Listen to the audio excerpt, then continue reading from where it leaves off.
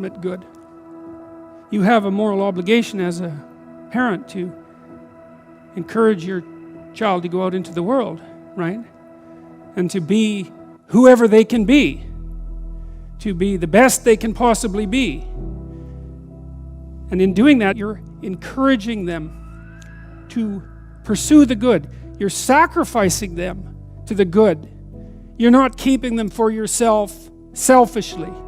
You're telling them that they can go out and live their life and live it properly. You don't want for your son what it is that you want for him. You want for your son what would be best for him and for the world. And you let go in precise proportion to your desire to have that happen. When you have an infant, you do everything for the infant because the infant can do nothing for him or herself. But as the infant matures and is increasingly capable of doing things for him or herself, then you pull back, right?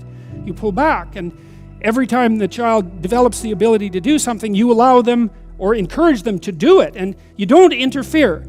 So if your child is struggling getting dressed, well, obviously there's some times that you help them, but mostly you let them learn so that they can know how to do it in the future. That's better for you, and it's certainly better for them. There's a rule if you're working with the elderly in an old age home, and the rule is something like, don't do anything for any of the guests, let's say, that they can do for themselves, because you compromise their independence. And so as a mother, you pull back and you pull back, and you let your child hit him or herself against the world, and you fail to protect them. But by failing to protect them, you encourage and ennoble them to the point where you're no longer necessary. Now, they may still want to see you, and it would be wonderful if that was the case, but the point is that you're supposed to remove yourself from the equation by encouraging your child to be the best possible person that person can be. And you sacrifice your desires, all of your desires, to that, your personal desires, even your desires for your child in relationship to you.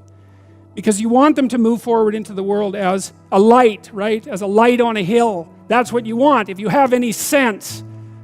And so you don't get to keep your children at home because you need them.